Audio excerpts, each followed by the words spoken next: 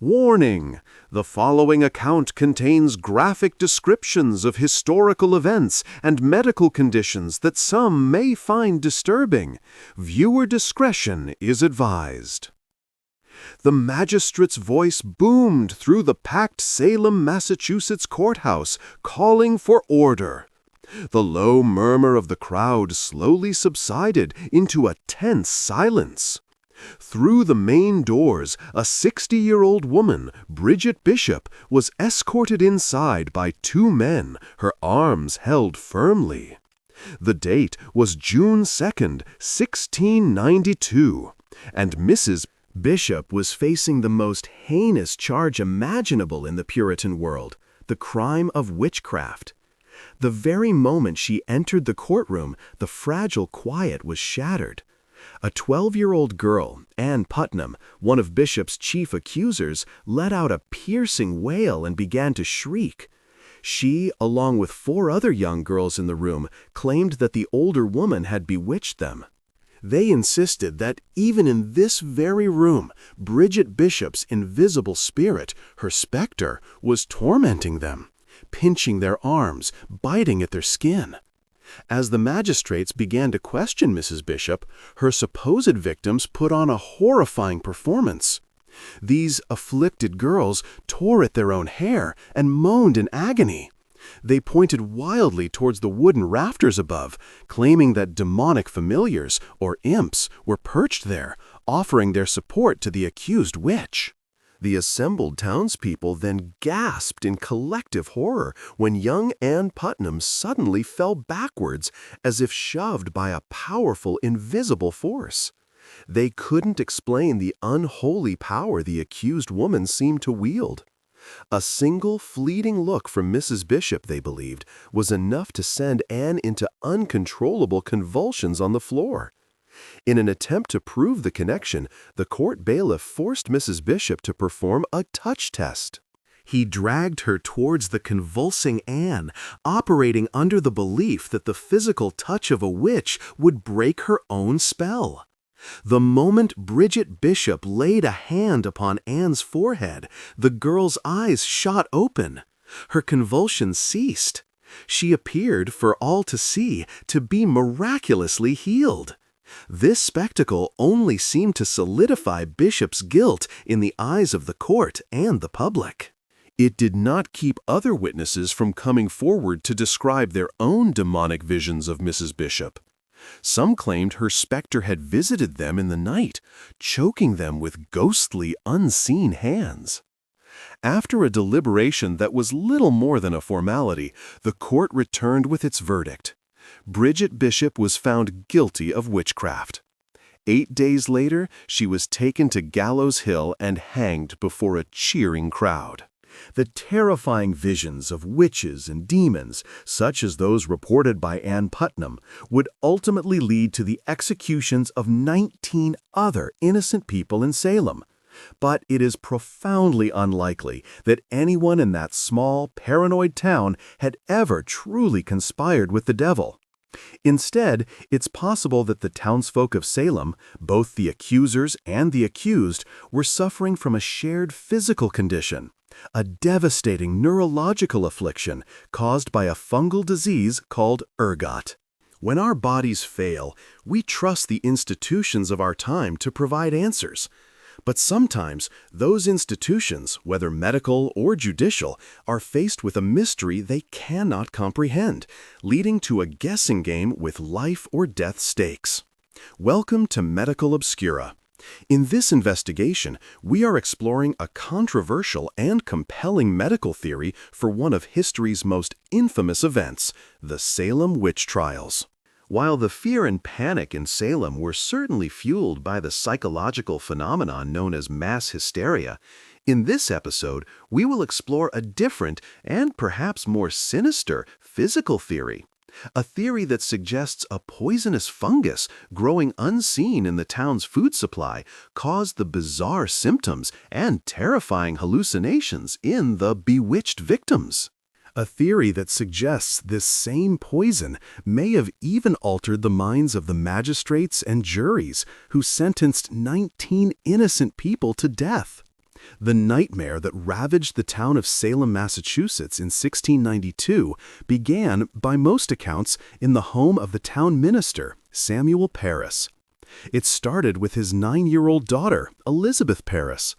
The young girl began to experience strange, invisible torments. She spoke of biting and pinching sensations on her skin, which were soon followed by violent, writhing convulsions and terrifying hallucinations. Shortly after her affliction began, these same bizarre and frightening symptoms started to appear in other young women throughout the town. When pressed for a cause, Elizabeth claimed she knew who was responsible. It was the dark and secret work of 3 local women, 3 witches living amongst them. This single, explosive accusation sparked a frenzy of paranoia and finger-pointing that would consume the entire community.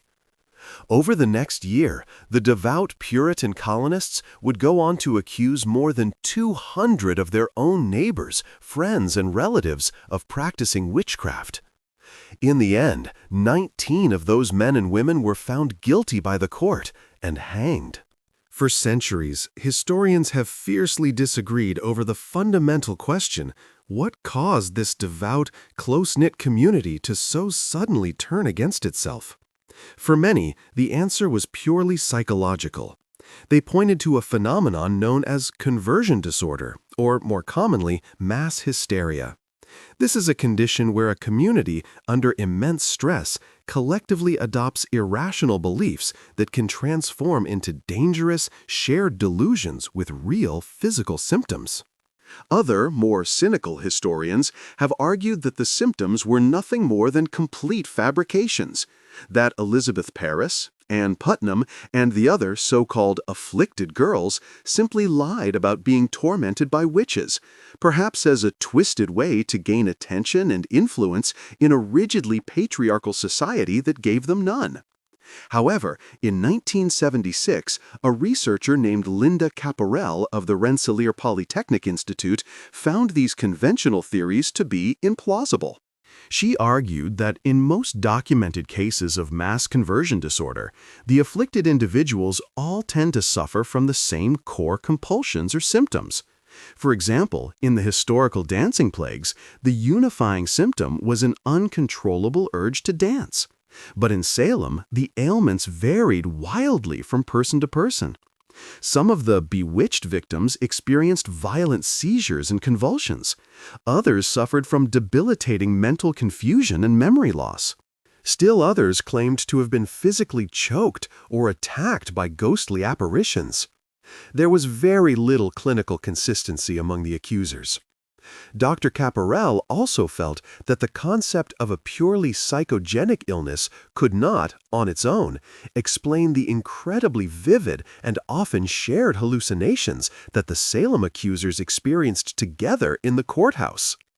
Furthermore, while there had been previous witch trials in colonial New England, none of them had ever devolved into the kind of widespread, explosive mass hysteria that so uniquely characterized the Salem event. In most prior cases, a single individual was tried and sentenced. Never before had hundreds of people been accused at once in a chain reaction of panic. Finally, Dr. Caparel found it even harder to believe that the girls had simply faked their afflictions. Eyewitness accounts from 1692 consistently stressed the terrifying severity of the girls' symptoms. For the entire affair to be a stunt, it would have required a conspiracy of dozens of girls, some as young as 9 years old, to flawlessly coordinate and sustain Oscar-winning performances for months on end. Their faked seizures, their writhing, and their tearful confessions had to be so utterly believable that they could convince the wisest, most respected minds of New England to condemn 19 of their neighbors to the gallows. Instead, Linda Caparel wondered if the so-called bewitchment had a physical cause, a biological agent that could explain all the disparate symptoms, one that had gone completely undiscovered by historians for nearly 300 years. In April of 1976, she published her groundbreaking paper. In it, She made the audacious claim that the people of Salem had indeed been poisoned. But the culprit, she argued, wasn't Satan. It was a much more ancient and much more earthly enemy, the fungus Claviceps purpurea, more commonly known as ergot. Ergot is a parasitic fungus that grows on wild grasses, but it particularly thrives on domesticated grain crops such as wheat, barley, and especially rye. Humans have been aware of its strange and powerful properties for millennia. An Egyptian text dating back to 1100 BCE mentions it. An Assyrian tablet from 600 BCE notes its noxious pustule in the ear of grain. A Central Asian manuscript from 350 BCE describes it with chilling accuracy as a noxious grass that causes pregnant women to miscarry and die in childbed. The fungus begins its insidious life cycle when its airborne spores land on the flowering heads of a grain plant, like rye. It infects the organism, and over time, it grows into a hard, dark, purplish kernel called a sclerotium, which replaces what would have been a healthy grain. These fungal mutations can grow up to the size of a penny. To an untrained eye, the dark sclerotium can closely resemble a normal piece of grain, making it incredibly difficult to detect and remove during a harvest. In fact, most farmers before the 18th century simply believed these dark kernels were just parts of the grain that had been discolored by the sun. When they gathered their crops each season, these farmers would unknowingly harvest the ergot as well. When that infected grain was then taken to the mill and ground into flour, the toxic fungus was ground along with it. The poison was then baked directly into the daily bread of an entire community. And the substances that ergot produces can be lethal. Ergot contains a powerful class of organic compounds known as alkaloids. Alkaloids are naturally occurring chemical agents that have the ability to bind to protein receptors in our cells. Many alkaloids can be beneficial and are the basis for some of our most important medicines. Morphine, a powerful painkiller, is an alkaloid derived from the poppy plant. Quinine, an anti-malarial drug, comes from the bark of the cinchona tree. When these alkaloids interact with a cell, they initiate a cellular response that can radically alter that cell's function, or in some cases, even destroy it. But the alkaloids produced by the ergot fungus are extremely poisonous to humans and animals. A high dose can severely damage both the circulatory and the central nervous systems in the human body. This poisoning results in the devastating illness known as ergotism. And Dr. Kaporo's central argument was that the documented symptoms of ergotism were remarkably, uncannily similar to the very afflictions experienced by the accusers during the Salem Witch Trials. Let's take, for example, the testimony of the first afflicted girl, Elizabeth Parris. She famously claimed that invisible creatures were constantly biting and pinching her skin. While the Puritans saw this as the work of a demon, Kaporo suggested it's possible that a specific type of ergot alkaloid, known as an ergopeptine, was the real cause. Ergopeptines are a powerful chemical agent that causes the body's blood vessels to violently contract, a process known to medicine as vasoconstriction. This severely reduces blood flow to all parts of the body. The delicate nerve cells in our skin, in particular, require a constant and steady flow of oxygen and other nutrients to survive and function properly. When that vital supply is cut off, even temporarily, the nerve cells begin to malfunction. They send a barrage of confused and chaotic signals to the brain. We have all experienced a mild version of this. If you place a heavy weight on your leg or sit in an awkward position for too long, you can restrict blood flow and cause the familiar sensation known as pins and needles. That tingling feeling is essentially an alarm system, a signal from your nerves prompting you to remove the weight and restore proper blood flow to the limb. Dr. Caporel argued that Elizabeth Parris and the other afflicted girls may have been experiencing a similar but far more extreme sensation. The cause, however, was not physical pressure, but chemical. A poison was constricting their blood vessels from the inside. And it was happening simultaneously all over their entire bodies, creating a constant, maddening torment of invisible pinching, pricking, and biting.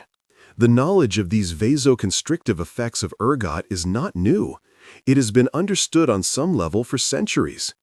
A Chinese text from as far back as the 12th century BCE described ergot as a medicinal herb, noting its particular usefulness in obstetrics. Its ability to contract blood vessels was harnessed to prevent severe blood loss after women gave birth. But these powerful properties were not always beneficial. In severe, uncontrolled cases of ergot poisoning, the blood vessels constrict so violently that circulation to a part of the body can be cut off entirely. Tissue that is deprived of a constant supply of oxygen and essential nutrients begins to die. This is a horrific condition known as gangrene. And throughout the Middle Ages in Europe, this gangrenous form of ergotism would claim the lives of thousands. One of the earliest and most devastating recorded outbreaks of this kind struck the Aquitaine region of France in the year 944. In this area, rye was the staple daily crop for the poor. The climate of the preceding year had been unusually humid, creating the perfect breeding ground for ergot spores to thrive and infect the harvest. That contaminated grain, along with the hidden ergot kernels, was then ground into flour and baked into the bread that fed the entire region. Within days of consuming the poisoned food, the French peasants began to complain of symptoms. It started with a general debilitating weakness, accompanied by waves of nausea. This was soon followed by an intense, creeping, tingling, or burning sensation in their extremities, their hands and their feet. It was this agonizing ailment that would earn the disease its first terrifying name, holy fire. As the contaminated grain was shipped from the countryside to the more populated urban centers, the disease spread with it. Soon, thousands of people all over southern France were reporting the hellish symptoms of the holy fire. And tragically, they continued to eat the very poison bread that was killing them, unknowingly dosing themselves with more and more toxic ergopeptines with every meal. In the most severe cases, blood flow to the affected tissues stopped completely. Fingers and toes were particularly vulnerable to this effect, as they are supplied by smaller, more delicate blood vessels. The gastrointestinal system, the place where the ergopeptines are first absorbed by the body, was also badly damaged. As the poison held its highest concentrations there, patients with ergotism often found they couldn't eat or properly digest their food, a condition which weakened their already ravaged bodies even more. The medieval physicians of the time, with no understanding of the true cause, tried desperately to cure the disease with traditional herbal remedies, such as elderberry flower tea. Herbalists believed elderberry flowers could reduce inflammation, a property primarily used to treat cold and flu symptoms. Against the powerful poison of ergotism, it was completely and utterly ineffective. Without any proper treatment, a patient's abdomen would swell as their intestines, starved of blood, began to die. Skin, fat, and muscle would follow, rotting away in a horrific process called necrosis. Bacteria would then feast on this dead flesh, eventually spreading the infection to the rest of the body.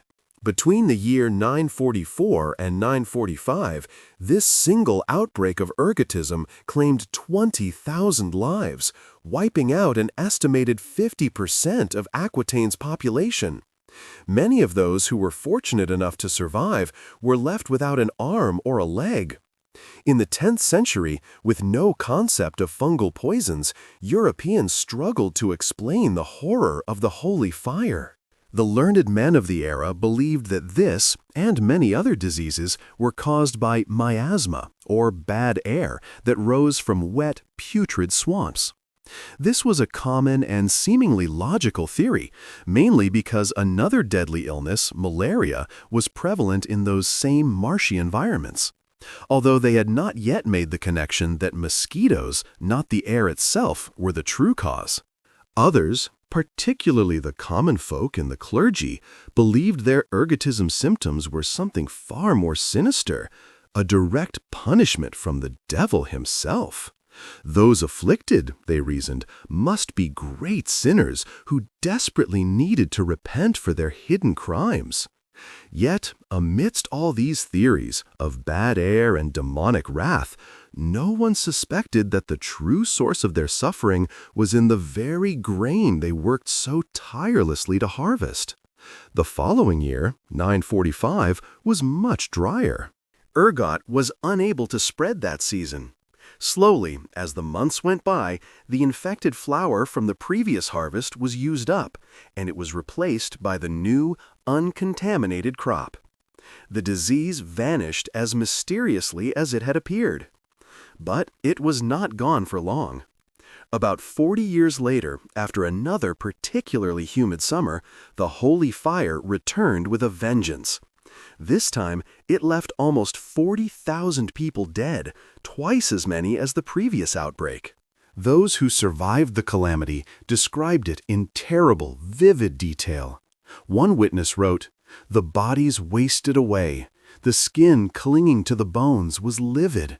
The sick were tormented by atrocious pains. They had seizures. In the end, the flesh was eaten away and turned as black as coal, succumbing to gangrene and decay in such a way that the limbs smelled horribly and became detached from the body." These horrific outbreaks became devastatingly common across Europe for centuries, especially in the temperate, humid climates of France and Germany, which were perfect for the growth of rye and the ergot that preyed upon it. And still no one had any idea what truly caused the holy fire, let alone how to treat it. Powerless and terrified in the face of an invisible, recurring enemy, many could only turn to God for answers. By the late 900s, ergot poisoning, or as the Europeans called it, the holy fire, had killed thousands of people, from the lowliest peasants to the wealthiest nobles. Those who survived had often lost their limbs to gangrene. The population was desperate for any sign of a cure, any glimmer of hope. And thanks to one French nobleman, they believed they had finally found it, in the holy relics of a long-dead Christian saint. In the year 1095, a nobleman named Guérin de Valois was struck with a severe case of ergotism. As a man of great faith, he made a pilgrimage to the Church of St. Anthony in modern-day France, where he prayed before the saint's ancient bones, begging for God to heal him. And miraculously, it worked. A few days later, his symptoms began to disappear. It's highly possible that Guérin's hometown was suffering from a localized ergot outbreak, and that he only recovered because his pilgrimage took him to a region with uncontaminated grain supplies. But he and everyone who heard his story believed that the relics of the ancient Christian monk, Saint Anthony of Egypt, were solely responsible for curing his holy fire. Inspired by his miraculous recovery, Guérin and his father founded the Hospital Brothers of St. Anthony. This new religious order created a network of hospitals that specialized in caring for those afflicted with the mysterious illness. As a result of their work, the disease soon became known by a new name, St. Anthony's fire. The Brothers of St. Anthony offered their patients a quiet place to rest. More importantly, they provided them with a healthy, ergot-free diet of meat and vegetables. This simple change in food was often enough to allow patients with milder cases to recover. The brothers also produced a special curative wine known as Holy Vintage. On the Feast of the Ascension, this wine was strained over the very bones of St. Anthony and then given to the sick. But while it may have offered spiritual comfort, the wine was never proven to be a cure. For the most severe cases, the only verified treatment was a brutal one: amputation. Surgically removing an affected limb was the only way to prevent the gangrene and subsequent bacterial infections from spreading to the rest of the body. But if the gangrene had already set in on a patient's internal organs, such as the intestines, there was little the monks could do, aside from making the patient as comfortable as possible in their final, agonizing hours. It wasn't until the 17th century, the very era of the Salem Witch Trials, that physicians at the Academy of Sciences in Paris finally began to understand the scientific link between St. Anthony's fire and ergot-infected grain. But even then, this revolutionary knowledge was largely kept within elite academic circles and did not spread to the general public or the colonies. Meanwhile, sporadic cases of the disease continued to appear throughout France, Germany, and Switzerland. And physicians began to notice that the effects of ergot were not exclusive to the organs and extremities. There was another, even stranger version of St. Anthony's fire, a form known as convulsive ergotism. This type of poisoning didn't cause gangrene. Instead, it caused memory loss, mental confusion, and other severe neurological problems. And it is this convulsive form of ergotism that may have caused the terrifying visions of witches and demons that plagued the people of Salem. Certain strains of ergot secrete a specific, powerful alkaloid called lysergic acid. In cases of convulsive ergotism, this lysergic acid directly attacks and damages the central nervous system. Patients experience violent convulsions, memory loss, and vivid, terrifying hallucinations. This single compound may be the reason why a young girl like Ann Putnam saw not a vulnerable 60-year-old woman in the courtroom, but a terrifying, demonic apparition. In fact, lysergic acid is so potent, so powerful in its ability to alter human perception, that it forms the chemical basis of a very well-known synthetic hallucinogen, LSD. The story of LSD begins in 1938 in Basel, Switzerland. A 32-year-old chemist named Albert Hofmann was working at Sandoz Laboratories. He was tasked with searching for a new drug that could act as a respiratory stimulant. Researchers at Sandoz had long been studying ergot alkaloids, in part because of their known vasoconstrictive properties. They believed that a controlled form of vasoconstriction could be used to help regulate blood pressure. Hoffman's job was to synthesize and investigate the potential uses of various ergot derivatives.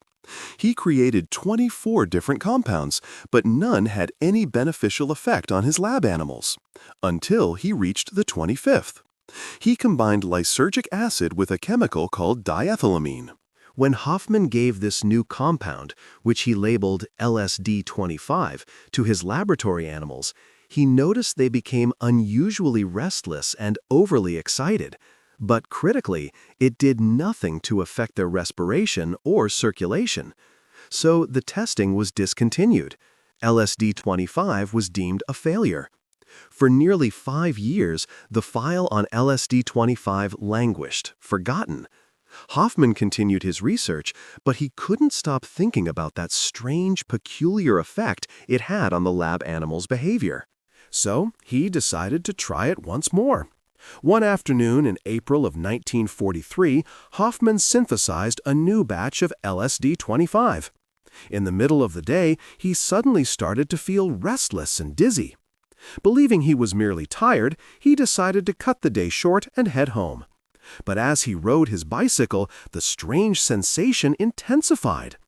Over the next few hours, Hofmann fell into a waking, dreamlike state. He later described seeing an uninterrupted stream of fantastic pictures, extraordinary shapes with an intense, kaleidoscopic play of colors. When he returned to the lab a few days later, he tried to find the cause of his strange reaction. He carefully ruled out every other chemical he had been working with. The only possible culprit was LSD-25. He wasn't sure how it had gotten into his system, perhaps absorbed through his fingertips. But he knew it had caused his hallucinations without killing him. So Hofmann made a fateful decision. He would intentionally test the drug on himself a second time. At 4:20 in the afternoon on April 19, 1943, Hoffman secretly mixed what he thought was a minuscule dose, 250 micrograms, of LSD-25 with water and drank it. Within an hour, he was once again dizzy, anxious, and began to experience profound visual distortions. This time, it was far more severe than his first accidental dose. As his hallucinations worsened that evening, a powerful fear consumed him. He worried the drug might permanently damage his brain. In a panic, he asked his neighbor to bring him some milk, a common folk remedy for poisoning. But when his kindly neighbor arrived at his door, Hoffman didn't see a familiar face. Instead, he saw what he would later describe as a malevolent, insidious witch with a colored mask. He was utterly convinced that a demon had invaded his body, mind, and soul. Terrified and utterly convinced he was dying, Albert Hoffman summoned a physician. But when the doctor arrived and examined him, he could find nothing physically wrong. The young chemist's blood pressure, his respiration, and his pulse were all completely normal. The profound and terrifying effects of the drug, it seemed, were confined entirely to his mind. There was nothing the doctor could do but wait for the LSD to wear off. The intense hallucinogenic state lasted for 2 full days, though after that first harrowing night, the visions became less extreme. In fact, Hoffman would later describe the remainder of his trip as benign, and at times even pleasurable. More recent scientific studies have revealed the complex mechanism behind this experience. Lysergic acid diethylamide, or LSD, has a molecular structure that allows it to bind powerfully to serotonin receptors in the brain. Serotonin is a crucial neurotransmitter that helps regulate a person's mood, their perceptions, and their sleep cycle. It's a key component of the brain's pleasure and reward systems. When the LSD molecule clings to these receptors, the brain confuses it for a massive, uncontrolled rush of serotonin. This chemical hijacking is just one part of a complicated process, which ultimately causes different sections of the brain that don't normally interact to begin communicating with each other in highly unusual ways. For instance, the visual cortex, the part of the brain that processes sight, usually only receives input from the optical nerves. But under the influence of LSD, it begins to receive information from numerous other portions of the brain, including those responsible for memory and emotion. In a very real sense, the visual cortex begins to see things from your own imagination, projecting them onto the world as if they were real. The naturally occurring lysergic acid found in the ergot fungus is only about 10% as potent as Hoffman's synthetic LSD.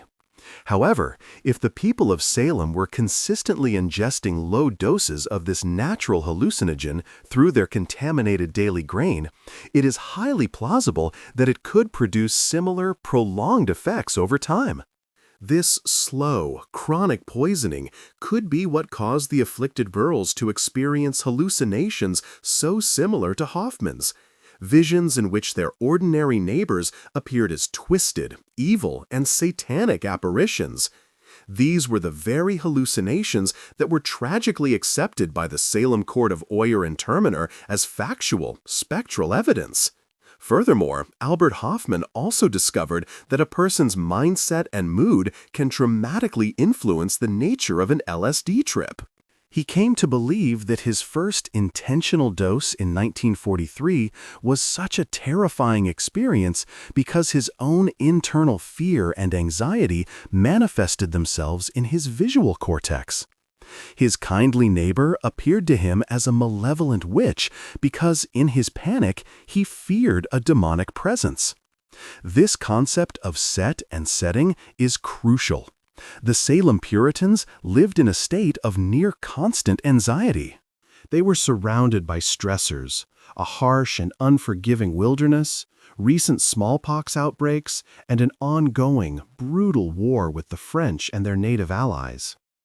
It is easy to see how this pervasive, communal anxiety could have contributed to dark, terrifying, ergot-induced hallucinations. And we must keep in mind, their rigid theology already taught them that the devil was a real, tangible entity ready to exploit any misfortune. But it may not have been just the accusers who were suffering from the effects of ergot poisoning. It's possible that the poison also affected the minds of Salem's powerful magistrates and jurors. Modern research has found that LSD can significantly enhance a person's suggestibility.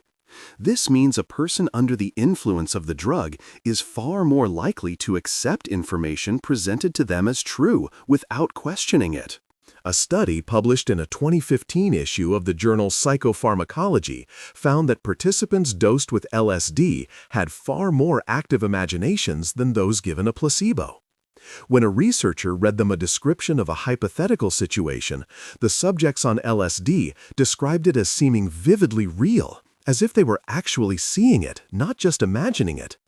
This enhanced suggestibility could explain why the judges were so quick to believe the fantastical stories of the afflicted girls. In the years after the trials, many Salem residents admitted that they hadn't been thinking clearly during that dark time. It was as if, in hindsight, they knew that something external had affected their judgment. In 1696, a former judge from the trials, a man named Samuel Sewell, wrote and publicly read a dramatic confession. In it, he stated, "We confess that we ourselves were not capable of understanding nor able to withstand the mysterious delusion of the powers of darkness and prince of the air." The phrasing is telling. He felt he was not acting of his own free will during that time. The Puritan minister, John Hale, was another influential figure who had initially supported the trials in 1692. But years later, filled with regret, he became a harsh critic of the court's use of spectral evidence, and even suggested that the executed witches were, in fact, innocent. His book on the trials was published after his death in 1702 and contains a haunting passage. "Such was the darkness of that day," he wrote, "that we walked in the clouds and could not see our way." Of course, these examples could be seen as mere figures of speech, eloquent, metaphorical apologies from men burdened by guilt. But on the other hand, it's possible that Sewell and Hale were referring, perhaps unconsciously, to a more literal experience, a kind of extended, communal, hallucinogenic trip. In the aftermath of the witch trials, many of those involved claimed that Satan himself had manipulated them.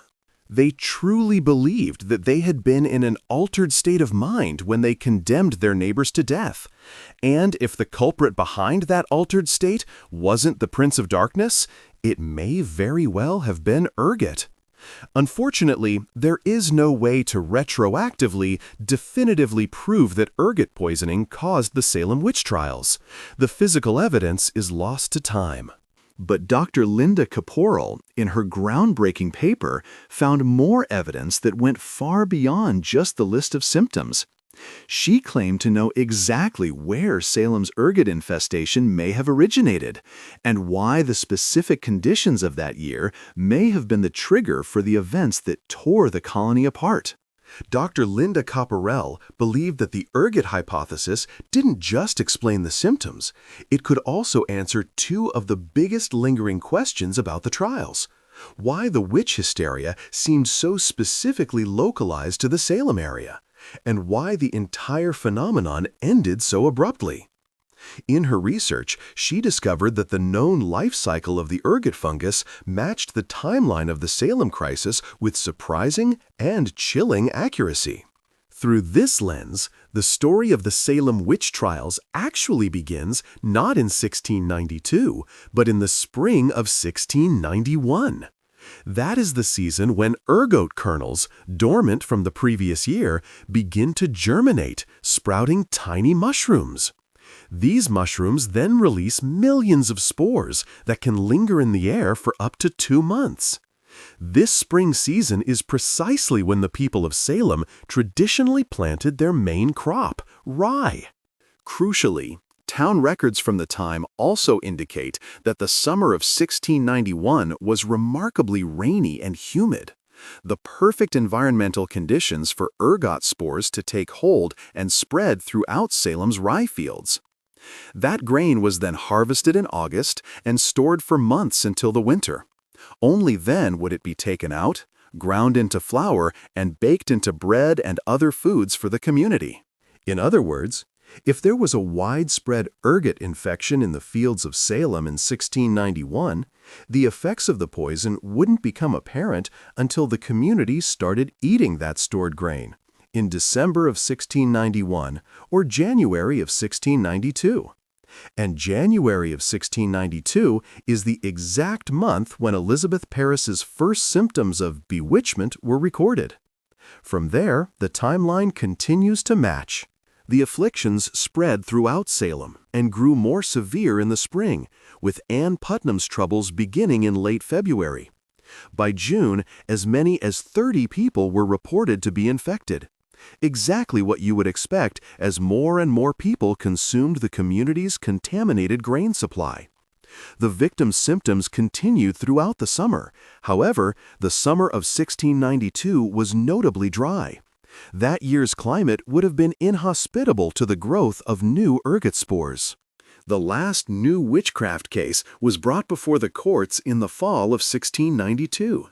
And by the time winter arrived, it appeared that the strange symptoms of the accusers had simply vanished.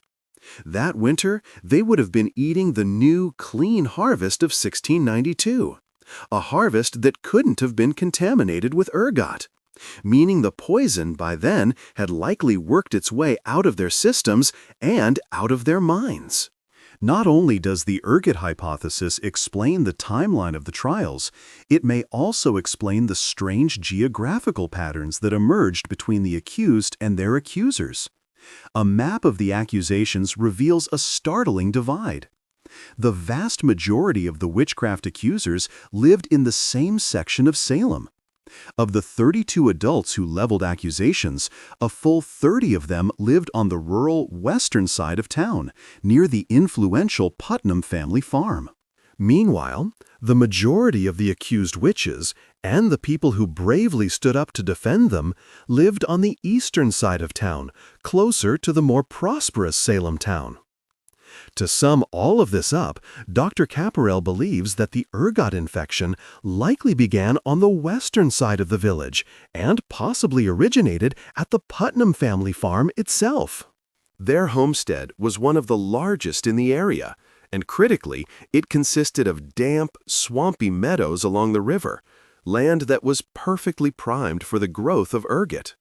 It would make perfect sense, then, that those living on the west side of town, who likely bought or traded for food and supplies from the powerful Putnam farm, would be the most affected. And we can safely conclude that a majority of the young girls who were the primary accusers were directly exposed to the Putnam's grain supply. The first victims, Elizabeth Parris and her cousin Abigail, both lived in the household of the minister, Samuel Parris. Records show that 2/3 of the minister's salary was not paid in coin, but in food and other provisions from his congregation. It is highly likely that at least some of this food came from the Putnam farm. Ann Putnam herself and 2 other accusers lived directly on the Putnam farm and would have certainly eaten the contaminated grain. Another prominent accuser, 17-year-old Elizabeth Hubbard, was the niece of the local doctor, William Griggs, and lived in his home. Like the minister, Dr. Griggs was often paid for his services not with money but with food. And records show that Ann Putnam's mother frequently requested his medical services. It is perfectly understandable that he could have taken contaminated grain from the Putnams as payment and brought it home to share with his family. There were even some people who experienced symptoms after spending just one night at the Putnam residence. For instance, a man named Joseph Bailey became briefly embroiled in the trials after he and his wife passed through Salem on their way to Boston. It is believed they had dinner with the Putnams, and that during this meal, Bailey could have consumed the ergot-infested bread. When the couple resumed their trip the following morning, Bailey felt what he described as a hard blow against his chest. He looked up and saw a strange woman watching him from a distance. But when he mentioned her to his wife, she claimed she didn't see anyone for miles. The experience left Bailey deeply shaken, but it didn't end with that single hallucination. In the days following his visit to Salem, he complained of crawling sensations on his skin, as if he were being constantly pinched by invisible creatures. However, as compelling as this circumstantial evidence is, it is still not enough to definitively state that Ergot was the sole cause of the Salem Witch Trials. Critics of the theory point out, correctly, that there is no explicit mention of ergot, or blighted crops, in the detailed town records of Salem from that time. And perhaps the most crucial piece of physical evidence that could have proven the theory one way or another has been lost to time. This lost evidence is centered around the Paris family dog. Dr. Caparel believes one of the most overlooked and most critical moments of the entire crisis was the so-called witch cake experiment, suggested by a neighbor named Mary Sibley. Sibley claimed that a specific folk ritual could prove if the girls were truly under the spell of a witch. The test involved baking a special cake. And one of the primary ingredients of that witch cake was rye meal, taken from the Paris family's own stores. The cake was then to be fed to the family dog. The official result of this experiment was never recorded. But Dr. Caparel hypothesizes that the test actually worked, or at least it appeared to. She speculates that the Paris family dog did indeed have violent convulsions after being fed the witch cake, not because of any malevolent magic, but because of the high concentration of ergot alkaloids in the rye. The people of Salem, seeing this reaction, would have interpreted it as undeniable proof that Satan was truly among them. This would also explain why no one dared to question the girls' testimony over the coming year. A group of young girls could theoretically lie about their symptoms and hallucinations, but everyone knew a dog could not. Caparel also notes that the town magistrates only became officially involved in the case after the witch cake experiment. So whatever the results were, they must have been dramatic enough to terrify the entire community. In Mary Sibley's desperate attempt to help her neighbors, she may have inadvertently triggered the very panic that led to the Salem Witch Trials. The last suspected major outbreak of ergotism in the Western world occurred centuries later, in 1951. It struck the small town of Pont-Saint-Esprit in the south of France. More than 250 townspeople ingested ergot-contaminated bread. Many suffered from convulsions, fevers, and nausea. Others experienced vivid, terrifying hallucinations. Over 50 residents were reportedly committed to a mental institution. An 11-year-old boy tried to strangle his own mother. One man was badly injured when he jumped from a second-story window, claiming he was an airplane. And at least 5 people lost their lives. Thankfully, modern farms now use a variety of advanced methods to combat ergot infestations. Fungicides and sophisticated crop rotation techniques can prevent an outbreak from spreading. But ergot still poses a significant threat to rural, agrarian communities in other parts of the world. India suffered a major outbreak as recently as 1975. Ethiopia saw widespread cases in 2001. And so, the research to finally eradicate this ancient fungal enemy continues to this day. No matter what truly caused the Salem Witch Trials, the event had a profound and lasting impact on both the Massachusetts colony and the future of the United States.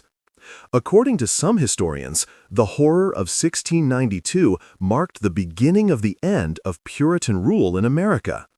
Before the trials, devout Puritans dominated the colonial government, often discriminating against religious minorities.